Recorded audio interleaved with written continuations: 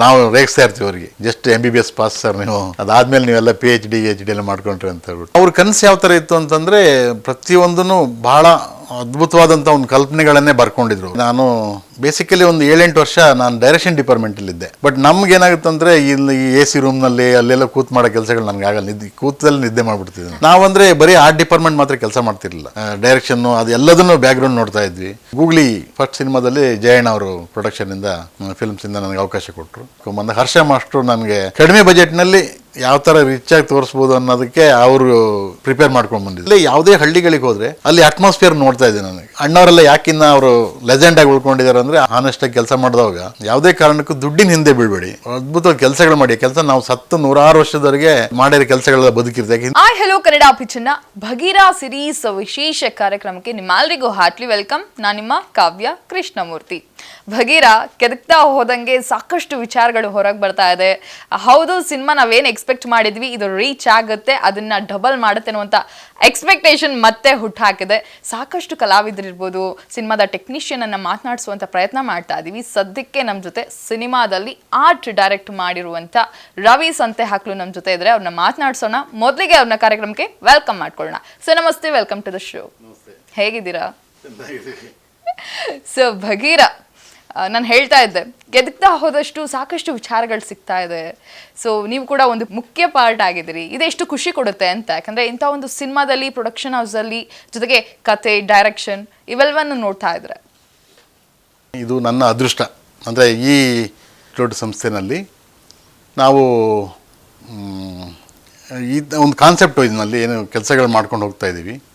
ಆ ಒಂದು ಇದಕ್ಕೆ ನನ್ನನ್ನು ಆಯ್ಕೆ ಮಾಡ್ಕೊಂಡಿದ್ದಕ್ಕೆ ನಾನು ಮೊದಲನೇದಾಗಿ ಹೊಂಬಾಳೆ ಸಂಸ್ಥೆನವರಿಗೆ ಹಾಗೂ ಡಾಕ್ಟರ್ ಸೂರಿ ಸರ್ ಅವರಿಗೆ, ಎಲ್ಲ ಟೆಕ್ನಿಷಿಯನ್ಗಳ ಪರವಾಗಿ ನಾನು ವೈಯಕ್ತಿಕವಾಗಿ ಅವರಿಗೆ ಅಭಿನಂದನೆಗಳನ್ನು ಸಲ್ಲಿಸ್ತೇನೆ. ಹಾಗೆಯೇ ಈ ಸಿನಿಮಾ ಕೂಡ ಮುಂದಿನ ದಿನಗಳಲ್ಲಿ ಒಳ್ಳೆಯ ಒಂದು ರೆಕಾರ್ಡ್ ಮಾಡಿ ಒಂದು ಕನ್ನಡ ಚಿತ್ರರಂಗದಲ್ಲಿ ಒಂದು ಹಿಸ್ಟ್ರಿ ಮಾಡಲಿ ಅಂತ ಹೇಳ್ಬಿಟ್ಟು ನಾನು ಆಶಿಸ್ತೇನೆ. ಅದರ ಜೊತೆಗೆ ಈಗ ನಮ್ಮನ್ನು ಏನು ಒಂದು ಆ್ಯಕ್ಚುಲಿ ಪ್ರಾರಂಭದಲ್ಲಿ ನಾನು ಇರಲಿಲ್ಲ ಇದರಲ್ಲಿ, ಒಂದು ಶೆಡ್ಯೂಲ್ ಆದಮೇಲೆ, ಬಟ್ ಈ ಕಾರಣಾಂತರಗಳಿಂದ ಅದು ಏನೇನೋ ಮುಂದುವರಿತಾ ಹೋಗ್ತಾ ಇತ್ತು ಸಿನಿಮಾ. ಸೊ ಮಧ್ಯದಲ್ಲಿ ಆಮೇಲೆ ನಾನು ಅದಕ್ಕೆ ಜೋಡಣೆ ಆದೆ. ಆದ ನಂತರ ಸೂರಿ ಸರ್ ಅವರು ಕೂತ್ಕೊಂಡೆಲ್ಲ ಕರ್ತೇನಲ್ಲಿ ಎಕ್ಸ್ಪ್ಲೇನ್ ಮಾಡೋದು ಡಾಕ್ಟ್ರ್ ಅವರು.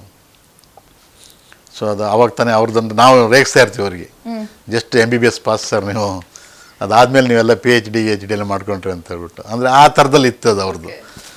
ಅವರು ಕೂಡ ನೇರವಾಗಿ ಹೇಳೋರು, ನಾನು ನೋಡಪ್ಪ ನನ್ನ ಹಿಂದೆ ಅನೇಕ ವರ್ಷಗಳಾಯ್ತು ನನ್ನ ಸಿನಿಮಾಗಳು ಮಾಡಿ, 10-12 ವರ್ಷದ ಹಿಂದೆ. ಬಟ್ ಇದು ನನ್ನ ಫಸ್ಟ್ ಸಿನಿಮಾ ಅಂತಲೇ ನಾನೆಲ್ಲರೂ ಕನ್ಸಿಡರ್ ಮಾಡಬೇಕು, ನೀವುಗಳೇ ಎಲ್ಲ ಇದು ಮಾಡಿ. ಅಂದರೆ ಎಲ್ಲೂ ನಾನು ಅಂತ ಅವ್ರು ಹೇಳ್ಕೊಳ್ತಿರ್ಲಿಲ್ಲ. ಅವರು ಎಲ್ಲ ನಾವು ಈ ಥರ ಒಂದು ಬಗ್ಗೆ ಭಾಳ ಹೆಮ್ಮೆ ಇದೆ ಅದು.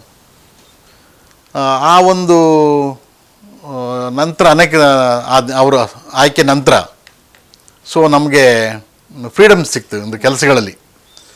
ಆಮೇಲೆ ಅವ್ರ ಕನಸು ಯಾವ ಥರ ಇತ್ತು ಅಂತಂದರೆ ಪ್ರತಿಯೊಂದೂ ಭಾಳ ಅದ್ಭುತವಾದಂಥ ಒಂದು ಕಲ್ಪನೆಗಳನ್ನೇ ಬರ್ಕೊಂಡಿದ್ರು ಅವರು. ಆ ಘಟನೆಗಳು ಏನೇನಿದೆ ಅದಕ್ಕೆ ಸಂಬಂಧಪಟ್ಟಾಗೆ ನನಗೆ ಅದೇ ಥರದಲ್ಲೇ ಹೋಗ್ಬೇಕು ಅನ್ನೋದೊಂದು ಅವ್ರದ್ದು ಟಾರ್ಗೆಟ್ ಇತ್ತದು. ಬಟ್ ಪ್ರೊಡಕ್ಷನ್ ವೈಸ್ನಲ್ಲಿ ನೀವೇನು ಮಾಡ್ತಿರೋ ಏನೋ ನನಗೆ ಯಾವ ಥರ ಇರುತ್ತೆ ಗೊತ್ತಿಲ್ಲ ನನಗೆ. ಬಟ್ ನಾನು ಅಂದ್ಕೊಂಡಂಗೆ ಆ ಕತೆಗೆ ಸೂಕ್ತವಾದಂಥ ವಿಚಾರಗಳಲ್ಲೇ ಅದು ಮೂವ್ ಆಗ್ತಾ ಹೋಗ್ಬೇಕದು. ಅದು ಹಾಗಾಗಿ ಏನು ಮಾಡಿದ್ವಿ ಅಂದರೆ, ಸೊ ಎಲ್ಲ ವಿಷಯಗಳನ್ನ ನಾವು ಸೆಟ್ಟಲ್ಲೇ ಹೋಗ್ಬೇಕಾಯ್ತು ಅವಾಗ. ಯಾವುದನ್ನು ಅವ್ರ ಕಾನ್ಸೆಪ್ಟ್ ವೈಸ್ನಲ್ಲಿ ನಮಗೆ ಲೊಕೇಶನ್ಗಳು ಇದು ಇನ್ನೇನೋ ಪ್ರಾಬ್ಲಮ್ಗಳಾಗಕ್ಕೆ ಶುರುವಾಯಿತು. ಅಂದರೆ ಅಲ್ಲಿ ಹೋಗಿ ನಾವು ಮಾಡೋದಕ್ಕೆ ತುಂಬ ಕಷ್ಟಗಳಾಯ್ತದು. ಆ ಒಂದು ದೃಷ್ಟಿಯಿಂದ ಆಯ್ಕೆಗಳು ಅಥವಾ ಅದು ಕೆಲಸ ಶುರು ಮಾಡ್ಕೊಂಡ್ವಿ. ಫಸ್ಟ್ ಶೆಡ್ಯೂಲು ಮಂಗಳೂರಿಂದ ಮುಗಿಸ್ಕೊಂಡು ಬರೋವಾಗ ಅಲ್ಲಿ ಅಂದರೆ ಚಿತ್ರಗಳು ಬೇರೆ ಇತ್ತು. ಮಂಗಳೂರಿನಲ್ಲಿ ಒಂದು ಫೈಟ್ ಸೀಕ್ವೆನ್ಸ್ ಒಂದು ಅದ್ಭುತವಾಗಿ ಒಂದು ಮಾಡ್ಕೊಂಡು ಅದು ಆಗ್ತಾನೆ ಅವ್ರದ್ದು ಸಲಾರ್ ನಡೀತಾ ಇತ್ತು. ಸೊ ಅಲ್ಲಿಂದ ನಮ್ಮ ಭುವನ್ ಸರ್ ಅವರೆಲ್ಲ ಬಂದು ನೋಡಿದವಾಗ ಓ ಇಲ್ಲ ಇದೊಂದು ಬೇರೆ ಥರನೇ ಆಗ್ತಿದೆ ಅನ್ನೋದರಲ್ಲಿ ಒಂದು ಅಲ್ಲಿ ಸಲಾರ್ ಸೆಟ್ಟಲ್ಲಿ ಕೂಡ ಒಂದು ಸುದ್ದಿ ಆಗ್ತಾ ಹೋಯಿತು. ಸೊ ಆ ನಂತರದ ದಿನಗಳಲ್ಲಿ ಅದು ಮತ್ತೆ ಇಲ್ಲ ಇನ್ನು ಈ ಥರದಲ್ಲೇ ಫಾರ್ವರ್ಡ್ ಆಗ್ತಾ ಹೋಗೋಣ, ನಾವು ಬೇರೆ ಇನ್ಯಾವುದಕ್ಕೂ ಅವೈಲೇಬಲ್ ಸೆಟ್ಗಳಿಗೆ ಹೋಗೋದು ಅಂದರೆ ಹೋಗಿ ಮಾಡೋದು ಕಷ್ಟ ಇದೆ ಅಂತ ಹೇಳ್ಬಿಟ್ಟು. ಆಮೇಲೆ ಇತ್ತೀಚಿನ ದಿನಗಳಲ್ಲಿ ಅದು ತುಂಬ ಕಷ್ಟ ಕೂಡ. ಆ ನಿಟ್ಟಿನಲ್ಲಿ ನಾವು ಕೆಲಸಗಳು ಶುರು ಮಾಡ್ಕೊಂಡು ಹೋದ್ವಿ. ಅದಕ್ಕೆ ನಮಗೆ ಪೂರ್ವಕವಾಗಿ ನಿಂತವ್ರದ್ದು ಇಷ್ಟು ದೊಡ್ಡ ಸಂಸ್ಥೆ. ಸೊ ಆ ಸಂಸ್ಥೆನಲ್ಲಿ ನಾವು ಏನೇ ಅವ್ರ ಹತ್ರ ನಾವು ರಿಕ್ವೈರ್ಮೆಂಟನ್ನು ಕೇಳಿದಾಗ ಕೂಡ ಯಾವುದನ್ನು ಬೇಡ ಅಂತ ಹೇಳ್ತಿರ್ಲಿಲ್ಲ ಅವರು. ಬಟ್ ನೋಡ್ಕೊಂಡು ಮಾಡಿ. ಯಾಕಂದರೆ ಒಂದು ಈ ಸೂರಿ ಸರ್ ಹೇಳಾಗೆ ಅವರು ಒಂದು ಹೊಸ ಒಬ್ಬರು ಫಸ್ಟ್ ಡೈರೆಕ್ಟರ್ನೇ ಅಂತ ಅಂದ್ಕೊಂಡು ಟ್ರೀಟ್ ಮಾಡಿದ್ರು ಕೂಡ ಬಜೆಟ್ ವೈಸ್ನಲ್ಲೆಲ್ಲ ನೋಡಿದಾಗ ನಮ್ಗೆ ಎಲ್ಲೋ ಒಂದು ಕಡೆ ಹೋಗಿ ನಿಲ್ಲೋದು ಬೇಡ, ಅದು ನಮ್ಮ ಒಂದು ಚೌಕಟ್ಟಿನಲ್ಲೇ ಇರಬೇಕು, ಆ ಥರದ್ದೆಲ್ಲ ಇರುತ್ತದು. ಅದನ್ನು ಮೀರಿ ನಾವು ಕೆಲಸಗಳು ಮಾಡಬೇಕಿತ್ತು, ಅದು ಕ್ವಾಲಿಟಿನ ತೋರಿಸ್ಬೇಕು, ನಮ್ಮ ಕೆಲಸಗಳ ಕ್ವಾಲಿಟಿನ ತೋರಿಸ್ಬೇಕಿತ್ತು. ಬಟ್ ಅದಕ್ಕೆ ನನಗೆ ಒಳ್ಳೆಯ ಅವಕಾಶ ಸಿಕ್ತು ಈ ಸಂಸ್ಥೆನಲ್ಲಿ, ತುಂಬ ಖುಷಿ ಆಗ್ತದೆ ಅದದ್ದು. ವೇದ ಸಿನಿಮಾ ಈ ಹಿಂದೆ ನೀವು ಮಾಡಿದ್ದು, ಅದಾದ ನಂತರ ಗ್ಯಾಪು, ಅದಾದ ನಂತರ ಈಗ ಭಗೀರ. ಸೊ ಇದರ ಹಿಂದೆ ನಿಂದು ಆರ್ಟ್ ವರ್ಕ್ ಹೇಗೆ ಶುರುವಾಗಿದ್ದು ಅನ್ನೋಂಥ ಒಂದು ಕುತೂಹಲ. ಯಾಕಂದರೆ ವೇದದಲ್ಲೂ ನಾವು ನಿಮ್ಮ ಆರ್ಟ್ ವರ್ಕನ್ನು ವಿಭಿನ್ನವಾಗೇ ನೋಡಿದ್ದೀವಿ. ಆ್ಯಕ್ಚುಲಿ ಎಲ್ಲೂ ಕೂಡ ಹೊಸಬ್ರು ಅಂತ ಆ ಫೀಲ್ ಇರಲಿಲ್ಲ. ಸೊ ಅದು ಹೇಗೆ ಸ್ಟಾರ್ಟ್ ಆಯಿತು ಅಂತ? ಇಲ್ಲ, ನನಗೆ ಏನಂದರೆ ನಾನು ಬೇಸಿಕಲಿ ಒಂದು 7-8 ವರ್ಷ ನಾನು ಡೈರೆಕ್ಷನ್ ಡಿಪಾರ್ಟ್ಮೆಂಟಲ್ಲಿದ್ದೆ. ನಾಗ್ತಿಹಳ್ಳಿ ಸರ್ ಹತ್ರ, ದಿನೇಶ್ ಬಾಬು ಸರ್ ಹತ್ರ, ಅವ್ರ ಹತ್ರ ಎಲ್ಲ ಅಸಿಸ್ಟೆಂಟ್ ಡೈರೆಕ್ಟರ್ಗೆ ಕೆಲಸಗಳು ಮಾಡ್ತಾಯಿದ್ದೆ ನಾನು. ಅದಾದ ನಂತರ ನನಗೆ ಅಡಪ ಸರ್ ಅವರು ಒಂದು ಇದಾಯಿತು, ಹೂಮಳೆ ಟೈಮ್ನಲ್ಲಿ ಅಡಪ ಸರ್ ಅವರು ಅದಕ್ಕೆ ಹೂಮಳೆಗೆ ಆರ್ಟ್ ಡೈರೆಕ್ಟರ್ ಆಗಿದ್ದರು. ನಾನು ಆ್ಯಕ್ಚುಲಿ ಡೈರೆಕ್ಷನ್ ಡಿಪಾರ್ಟ್ಮೆಂಟ್ ಯಾವಾಗಲೂ ಕೂಡ. ಬಟ್ ನಮ್ಗೇನಾಗುತ್ತೆ ಅಂದರೆ ಇಲ್ಲಿ ಈ AC ರೂಮ್ನಲ್ಲಿ ಅಲ್ಲೆಲ್ಲ ಕೂತು ಮಾಡೋ ಕೆಲಸಗಳು ನನಗೆ ಆಗಲ್ಲ, ಕೂತಲ್ಲಿ ನಿದ್ದೆ ಮಾಡಿಬಿಡ್ತಿದ್ದೆ ನಾನು.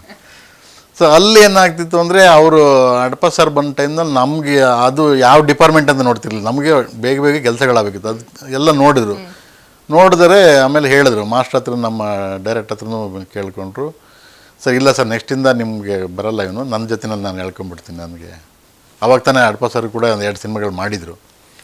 ಸೊ ಅಲ್ಲಿಂದ ನಮ್ಮ ಜರ್ನಿ ಶುರು ಆಯ್ತು. 98ರಿಂದ ಒಳ್ಳೊಳ್ಳೆ ಹಳ್ಳಿ ಸಬ್ಜೆಕ್ಟ್ಗಳು ಅಂದರೆ ಒಂದು ರಾಷ್ಟ್ರ ಪ್ರಶಸ್ತಿ ಸಿನಿಮಾಗಳಲ್ಲಿ. ಆಮೇಲೆ ಅದೆಲ್ಲದಕ್ಕಿಂತ ಹೆಚ್ಚಾಗಿ ನನಗೆ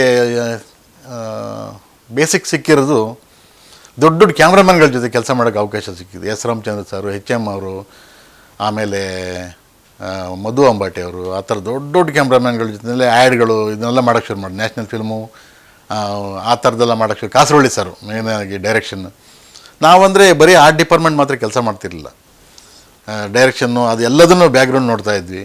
ಅವರು ಪ್ರತಿಯೊಂದು ಫ್ರೇಮ್ನೂ ಕೆಲಸಗಳು ಮಾಡ್ತಾರೆ. ಕಾರ್ನಾಡ್ ಸರ್ ಆಗಿರಲಿ, ಅವರಾಗಿರಲಿ, ಆ ಥರದ ದೊಡ್ಡ ದೊಡ್ಡ ಡೈರೆಕ್ಟರ್ಗಳ ಜೊತೆ ಸಿಕ್ಕಿದವಾಗ ಅದೇ ಥರನೇ ಒಂದು 16 ವರ್ಷ ನಾನು ಅಸಿಸ್ಟೆಂಟಾಗಿ ಮುಂದುವರ್ಕೊಂಬಂದೆ. ಸೊ ಅದು ನಂತರದಲ್ಲಿ ದಿನಗಳಲ್ಲಿ ನನಗೆ ಗೂಗ್ಲಿ ಫಸ್ಟ್ ಸಿನಿಮಾದಲ್ಲಿ ಜಯಣ್ಣ ಅವರು ಪ್ರೊಡಕ್ಷನ್ನಿಂದ ಫಿಲ್ಮ್ಸಿಂದ ನನಗೆ ಅವಕಾಶ ಕೊಟ್ಟರು. ಇನ್ನು ಸ್ವತಂತ್ರ ನಿರ್ದೇಶಕನಾಗಿ ಕೆಲಸಗಳು ಮಾಡಿದೆ.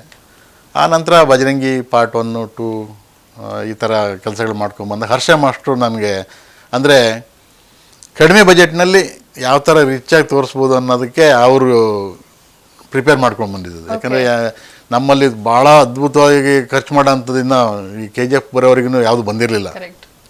ಹಾಗಾಗಿ ಬಜೆಟ್ಗಳು ತುಂಬ ಕಡಿಮೆ ಇರ್ತಿತ್ತು. ಅದಕ್ಕೆ ತಕ್ಕನಾಗಿ ನಾವು ಕೆಲಸಗಳು ಮಾಡ್ಕೊಂಬರ್ಬೇಕಿತ್ತು, ಅಂದರೆ ತೋರಿಸೋದು ಹೆಂಗೆ ತೋರಿಸ್ಬೇಕಿತ್ತು. ಸೊ ಅದು ಹರ್ಷ ಮಾಸ್ಟ್ರಿಗೆ ಭಾಳ ಅಂದರೆ ನಾವು ಮಾಡಿದ್ದು ಯಾವುದನ್ನು ಅವರು ಇದು ಮಾಡೋದಿಲ್ಲ, ಪ್ರತಿಯೊಂದು ಫ್ರೇಮು ತೋರಿಸೋರು. ಅದು ನಮಗೆ ಖುಷಿ ಆಗ್ತಾಯಿತ್ತು. ಸೊ ಅದು ಬಜರಂಗಿ 2 ಮಾಡಾದ ನಂತರ ವೇದ ಶುರು ಮಾಡಿದವಾಗ ಅದು ನಮ್ಮ ದುರಾದೃಷ್ಟ, ಅವರು ಅಪ್ಪು ಸರ್ದೊಂದು ಇನ್ಸಿಡೆಂಟ್ ಆದಾಗ ಸೊ 2-3 ತಿಂಗಳು ಒಂದು ಪ್ರಾಜೆಕ್ಟೇ ನಿಂತೋಯ್ತು ಅಂದ್ಕೊಂಡಿದ್ವಿ. ಬಟ್ ಕ್ಯಾರಿ ಮಾಡ್ಕೊಂಬಂದು ಅದು ಒಂದು ಅಂದರೆ ನಾನು ಹಳ್ಳಿಯಿಂದ ಬಂದಿರೋ, ನನಗೆ ಮೂಲತಃ ಶಿವಮೊಗ್ಗ ಜಿಲ್ಲೆ ತೀರ್ಥಹಳ್ಳಿ ತಾಲೂಕು. ಯಾಕಂದರೆ ಆಮೇಲೆ ಅದ್ರ ಜೊತೆಗೆ ನನಗೆ ಎಲ್ಲೇ ಯಾವುದೇ ಹಳ್ಳಿಗಳಿಗೆ ಹೋದರೆ ಅಲ್ಲಿ ಅಟ್ಮಾಸ್ಫಿಯರ್ ನೋಡ್ತಾ ಇದ್ದೆ. ನನಗೆ ಅದು ಪ್ರಾರಂಭದಲ್ಲಿ ಡೈರೆಕ್ಟ್ರು ಆಗಲಿ, ಕ್ಯಾಮ್ರಾಮನ್ಗಳಾಗಿರಲಿ, ಅವ್ರು ಅದನ್ನೇ ಹೇಳಿದೆ, S ರಾಮಚಂದ್ರ ಅವರಾಗಲಿ, ನಮ್ಮ ಅಡಪ ಸರ್ ಆಗಲಿ, ಕಣ್ಣು ಬಿಟ್ಕೊಂಡು ನೋಡ್ತಾ ಓಡಾಡಿ, ನೀವು ಎಲ್ಲದು ಸಿಗುತ್ತೆ ನಿಮಗೆ ಅಂತ. ಹಾಗಾಗಿ ನಮ್ಗೆ ಅದೆಲ್ಲ ಸಿಗ್ತಾ ಹೋಯ್ತು ನನಗೆ. ಒಳ್ಳೊಳ್ಳೆ ಪ್ರೊಡಕ್ಷನ್ನಲ್ಲಿ ಕೂಡ ಅಂದರೆ ಇನ್ನೊಂದು ಮಾತು ಹೇಳಿದರು ಅವರು, ಯಾವುದೇ ಕಾರಣಕ್ಕೂ ದುಡ್ಡಿನ ಹಿಂದೆ ಬೀಳಬೇಡಿ, ಅದ್ಭುತವಾಗಿ ಕೆಲಸಗಳು ಮಾಡಿ. ಕೆಲಸ ನಾವು 100 ವರ್ಷದವರೆಗೆ ನಾವು ಮಾಡಿರೋ ಕೆಲಸಗಳೆಲ್ಲ ಬದುಕಿರ್ತೀವಿ. ಯಾಕೆ ಹಿಂದೆ ಮಾಡಿರ್ತಂಥ ಎಲ್ಲ ಆರ್ಟ್ ಡೈರೆಕ್ಟರ್ ಆಗಿರಲಿ, ಡೈರೆಕ್ಟರ್ ಆಗಿರಲಿ, ಅವರಿನ್ನೂ ಬದುಕಿರ್ತಾರೆ. ನಮಗೆ ನಾವು ಅಣ್ಣವರೆಲ್ಲ ಯಾಕಿನ್ನ ಅವರು ಲೆಜೆಂಡಾಗಿ ಉಳ್ಕೊಂಡಿದ್ದಾರೆ ಅಂದರೆ ಆ ಒಂದು ಕಾರಣಕ್ಕೋಸ್ಕರ ಆನೆಸ್ಟಾಗಿ ಕೆಲಸ ಮಾಡಿದವಾಗ ನಮ್ಗೆ ಅದೆಲ್ಲ ಒಂದು ಕಡೆ ಒಂದು ಪ್ಲ್ಯಾಟ್ಫಾರ್ಮ್, ಒಳ್ಳೆ ಪ್ಲ್ಯಾಟ್ಫಾರ್ಮೇ ಕೊಡುತ್ತೆ. ಆ ಥರ ಮಾಡ್ಕೊಂಬಂದಿರಿಂದ ಈ ಒಂದು ಇಷ್ಟು ದೊಡ್ಡ ಸಂಸ್ಥೆನಲ್ಲಿ ನನಗೆ ಈ ಪ್ಲ್ಯಾಟ್ಫಾರ್ಮ್ ಸಿಕ್ಕಿದೆ. ಸೊ ಇದು ಕ್ಯಾರಿ ಆಗ್ತಾ ಹೋಯ್ತು, ಅದು ನನಗೆ ಬೇಸಿಕ್ ಬಂದಿರೋದು ಇದು.